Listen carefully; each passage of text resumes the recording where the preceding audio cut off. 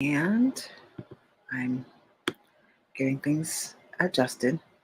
And this is on my regular page as well as my Facebook page because I made the wonderful, not even a mistake. I scheduled the live at 2 in the morning and I did not realize you could actually do an event from your personal page. So for um to also eliminate confusion, I broadcast it in all the three places. So with that being said, I thought I would give a summary of what we had read so far, and then I'll pick up from there. Now, we have Holly and Liam. He is a Hollywood star who has returned home, and we have Holly, who has lived in Paradise Hills for her life. Her She's just had a breakup, and they were in the movie theater, and they had an interesting meet cute. She cuddled into him, and then when she realized it, she left, leaving behind her a pin and a sweater. And Liam, of course, was enraptured by her and he wants to find her, but he doesn't know who this person is. Now, Holly did a Zoe Deschanel. She was wearing glasses, her hair was all up in a bun. And for the next event, she took off her glasses, put contacts in, did her hair differently. So when she meets Liam again, she looks different. So they are now at a parade with both their families. And that is where I wanted to pick up. And I wanted to say hello to the 4 or 5 people that are here. And now I am on the chapter Santa is Coming. And this is chapter 5. And I can also see the comment stream. So I'll try to keep an eye on that. And I am reading on my computer so I can also keep eye attention. Now, the temperature may have dropped, but sitting with Liam and his brother kept Holly warm. The people behind them also shielded her from the light winter breeze. In the past, she imagined meeting famous people. The musings ended up with her dismissing them because she figured that they'd brag about their accomplishments. This wasn't the case with Liam. Throughout the parade, he mentioned the formidable feat of his friends and family. Holly admired the pride in Liam's voice when he said, "My friend Kellen mentioned they used 10,000 lights for the truck." She was about to ask him if he knew how long it took to decorate the truck when she caught him scrutinizing someone in the crowd. Her eyes followed his to find the source of his interest. They landed on Kim, who huddled into herself. She only wore a thin coat and scarf. Holly shoved aside the feeling she had for Liam. His intense focus on Kim communicated that his interest lay elsewhere. While she was disappointed, she couldn't get too caught up in the emotion. When things ended between Dax and herself, she thought she'd never like another man ever again. Her reaction to Liam proved that her heart had healed enough to break its self imposed man fast. That, and Kim had noticed Liam walking by the candy store. The week prior, the pastor had preached a sermon about reaping and sowing, and he explained it by saying that if you wanted something in your life, you had to give it away first. Holly was happy with her life. She had a family and love that loved and supported each other. The community where they lived is one of those places most people only read about. The only thing missing was a special someone to share her happiness. If she helped her friends find love, maybe she'd get the gift too. When Liam turned to focus on the parade, she said, "If you like, I can introduce you to her." Liam responded with a confused expression. Holly darted her eyes toward Kim. "We're friends. I can introduce you to her." His brow wrinkled. "But I'm here with you." At our parents' suggestion, she didn't wait for his answer. Holly rose to walk around the chair. She moved the empty chair beside her and sidled through the crowd to get to Kim. A wide eyed Liam remained in his chair. When Holly reached Kim, she said, "If this works, I get a coffee flavored truffle every day for the year." "What do you have that would make me consider a deal that favored for you?" Holly crooked her hand into the fold of Kim's elbow and pulled her toward Liam. "I want to introduce you to a family friend." Liam hurried to stand and flashed his heart melting grin. Holly said, "Kim, this is Liam. Liam, my friend Kim, owns the candy store." Kim's mouth fell open. Liam said, "I overheard you mention you lost your sweater." You want to get a cup of hot cocoa or coffee to get warm? Kim blinked hard a couple of times. It was as though she couldn't believe Liam Lane invited her to a cup of cocoa. When she didn't answer, Holly said, "That means yes." To which Kim nodded and spoke, "Yes, a cup of cocoa would be wonderful." Holly stepped away and waved to the two of them. "I should probably head back to meet my mother and sister. I want to be there when Savannah and Brooklyn see Santa." Kim grabbed at Holly's hand and pulled her back. "You're not coming with us?" If she didn't like Liam, Holly would have joined them, but she did. Watching Liam and Kim hit it off was in a category of awkward that exceeded Holly's level of comfort. She squeezed Kim's hand. "You two will get along fine. Call me later tonight." Kim nodded. "Thanks, and I will. I have to hurry so I can see Santa with my nieces." And with those parting words, Holly rushed to make her way toward the tree that was closer to the front of the parade. Her heart pounded. She was a human Grinch, and by doing something kind for her friend, it felt like it grew. The community college marching band passed by when Holly made it to the tree. "Santa is next!" Savannah clapped her delight. Liam's father craned his neck to see beyond Holly. "Where's Liam?" When she was by herself, Holly was pleased with what she had done. Liam and Kim seemed happy. However, the flash of expression that crossed his parents' faces gave her second thoughts. They expected Liam to be with her, and her return without him caused them concern. But that didn't make sense. Liam was a 30-year-old man and could take care of himself. A shyness dampened her earlier enthusiasm. "He's going for some cocoa with my friend Kim." A notification chimed on his mother's phone. She pulled it out of her coat pocket and held it in front of her for Liam's father to see. He said he'd meet us at the house a little later. The jingle of bells and squeals of small children brought an end to the conversation. All eyes zeroed in on Santa, who rode in on an open-top Jeep decorated in Christmas lights. The flashing lights synchronized with the song "Santa Claus is Coming to Town." It changed the colors from red to green to white with the different notes. "Santa is coming!" Brooklyn took Holly's hand and jumped up and down. "I can see Santa!" Holly picked up Brooklyn so she could get a better view of Santa. Standing by the tree in the clear winter night, Holly caught a piece of the Holly spirit her nieces could barely contain. This Christmas would be a good one, and with a sigh that was a mixture of relief and delight, she waved at Santa.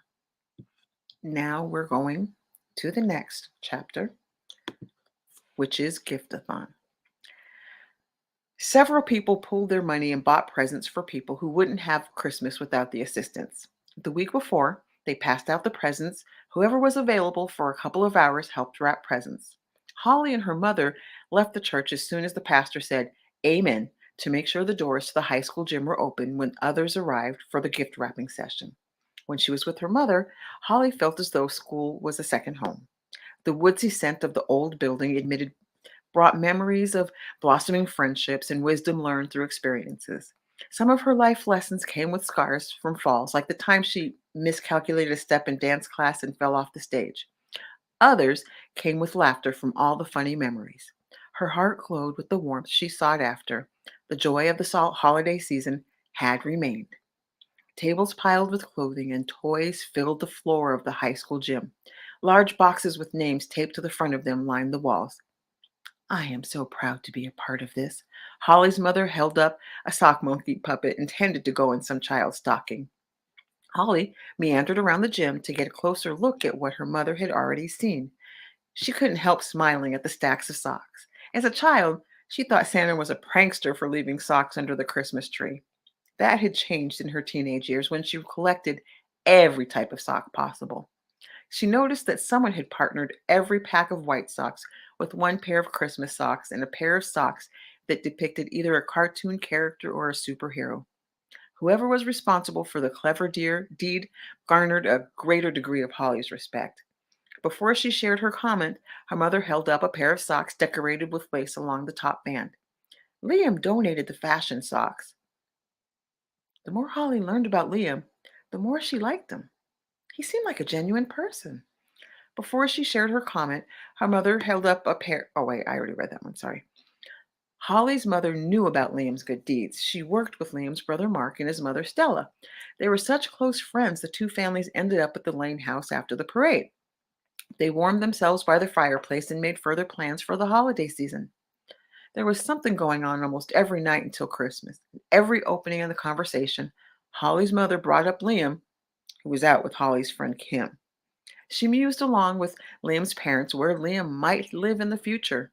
Liam's mother, Stella, threw a surreptitious glance toward Holly when she said, "He's thinking of buying a house in Paradise Hills." At first, Holly let it drop. It didn't matter to her if Liam lived in Paradise Hills or Tibet. Tibet would have been better. Discomfort about what happened in the theater lingered. She didn't want Liam to think she was a stalker. By the third mention of Liam, she gave in to her mom's persistence and addressed the issue. "I get it. He's a nice guy, Mom." "I can't help it." Her mother pulled Holly into a hug. "I want you to be happy." As if Holly's thoughts had the power to summon the man, Liam appeared through the gym doors.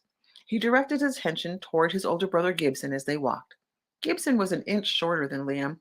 His affable smile, combined with his well groomed brown hair, made it easy for anyone to recognize he and Liam were brothers.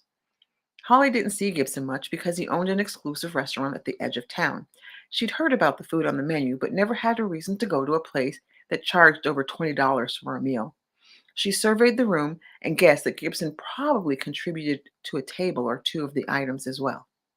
Liam and Gibson were tall enough to hide their mother, who walked behind them with the two older brothers, Mark and Hunter. As they passed through the doorway, they fanned out and filled the space.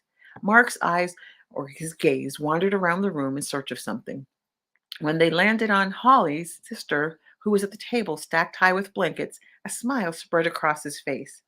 Mark tapped his mother on the arm, and when they made eye contact, he inclined his head to tell her that he would work with Madison. Stella always exuded a degree of warmth. When she saw who had captured Mark's attention, she glowed like the sun just after dawn. The appearance of the Lane brothers changed the atmosphere around Holly. They brought with them the realization that in a short amount of time, the gymnasium would be full of people and different memories. Holly inhaled, and her chest tightened with the forthcoming changes in the situation. It seemed like the more people gathered around her, the fewer words Holly had to communicate. Liam's father, Marley, shoved his phone in his pocket as he strolled through the door. A woman Holly had seen around town but didn't recognize came in behind him. She talked with Helen Burke, the small town grandmother. Holly didn't have the chance to see who else was in the room. Liam joined her at the sock table. "Long time no see." Holly had to hand it to him. His smile could dazzle the socks off a woman. Yet Liam's presence didn't affect her ability to talk. It was the opposite. Holly felt at ease with him, like he had always been a part of her life. She greeted him with a sincere smile. "You ready to get your Santa on?" Liam frowned and turned to look at the crowd. "Nobody told me we were supposed to wear." "I was joking." Holly nudged him on the arm. There was something about Liam that relieved the tension caused by the discomfort of a large crowd of people. He pointed at her and nodded. Good on you. You got me there." Stella brought over several rolls of wrapping paper and tape. "You two can stay here and get started." Seeing the small angel on the paper reminded Holly of the pin her grandmother had given to her as a gift. It was one of the last presents Holly had received before her grandmother passed. The awareness that she left her sweater in the theater struck her, or at least she hoped she had. Her brow wrinkled as she tried to visualize where she may have placed it. The day at the theater was the last time she remembered wearing it. "Is everything okay?" Liam asked. Yeah," Holly replied. She picked up the scissors Stella had set at the end of the table. "I remembered that I forgot to do something. I'll get to it tomorrow." She cut the paper to the perfect size for a pack of socks and passed it to Liam. He got to work bending the paper and taping the edges to the plastic on the package. While he taped, Holly cut the remainder of the roll into strips to expedite the wrapping. She guessed that they had at least 50 packages of socks.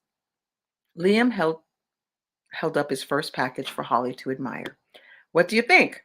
The bottom fell open and a pair of Captain America socks fell out of the bottom. His eyes glimmered with humor. "Never mind." He set the package on the table and adhered the bottom with 3 strips of tape. It wasn't the most attractive package, but it would remain secure until an eager child opened the present on Christmas morning. Her facial expression may have given away what Holly thought. because Liam frowned at the present and asked, "That bad?" "No, it's good," Holly replied. She forced herself to smile like she did when her nieces gave her a picture, but she had no idea of what the image they drew was supposed to represent. In addition to a present, that lucky child is also getting a piece of abstract art. Liam laughed at her comment and they switched places. He stood at the end of the table where she stacked the paper, and she was closer to the edge where they labeled the pile and wrapped. From there, they developed a system where Liam taped larger pieces of paper together and Holly folded the edges and taped them.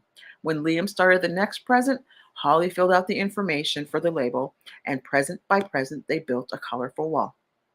A man came by with a pushcart and stacked the presents to transport and place them in the gift boxes. He compared the gifts they had already wrapped with what they still had left to go. "You've made quite a dent."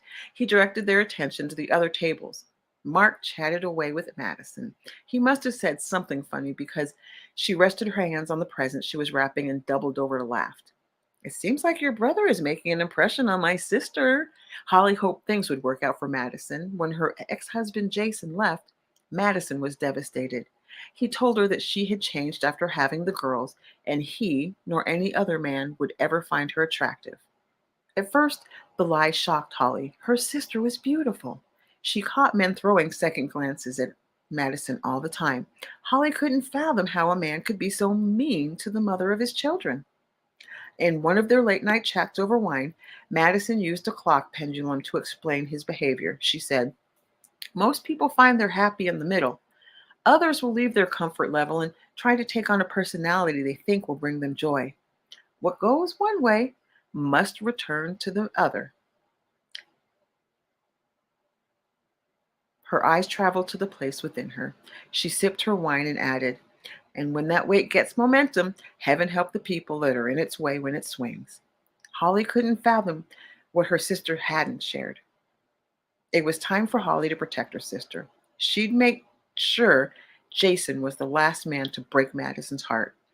And the handoff of presents, she casually asked Liam, "What's your brother's story?"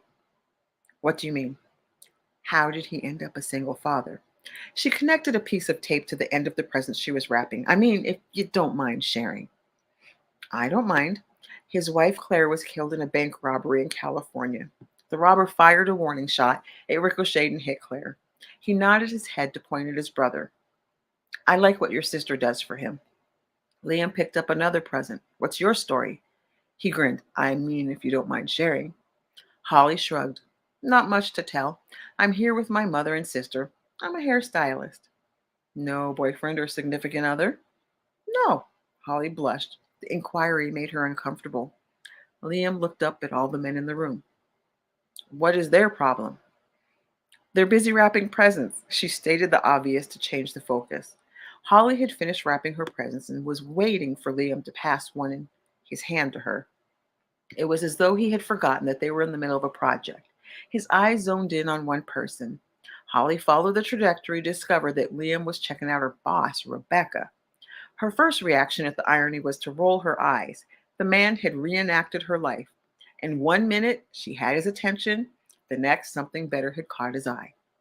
Liam must have sensed her reaction. He shook himself out of his trance and returned to wrapping the present. Grateful that he had the decency to be embarrassed, Holly worked at making her voice sound light. "I work with her. If you'd like, I can introduce you to." His jaw tensed. Holly wasn't sure if it was to hide his eagerness or the awkwardness. He looked over at Rebecca again. "I met a woman earlier this week. She's all I think about." "Rebecca?" Holly tried to recall any conversation her friend mentioned him. None came to mind. That's where it gets complicated. Liam handed off the present to Holly and picked up another package of socks. "Isn't that how it always is with matters of the heart?" Holly watched Rebecca, who was engrossed in a discussion with someone Holly had seen in the shop once or twice. "Yeah, why is that?" Liam asked more to himself than Holly. She replied, "Maybe it's that anything worth having is worth working for." "Waiting for," Liam chuckled. "Anything worth having is worth waiting for."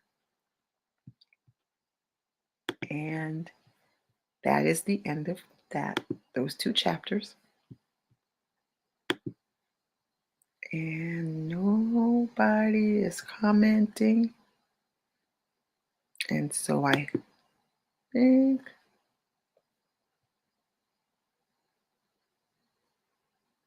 hmm, I think we're okay. So that's where I will end the story right there. Liam telling Holly anything worth having is worth waiting for. And we're going to see, is she going to set him up with Rebecca? Or is she going to wait for him? Or is he going to figure out that she's the one? Maybe in the next 2 chapters, maybe not. But we shall see. So I'm going to end this broadcast, and today is Tuesday. I will try to post again on Thursday. Thank you for listening, and have a great day. Night.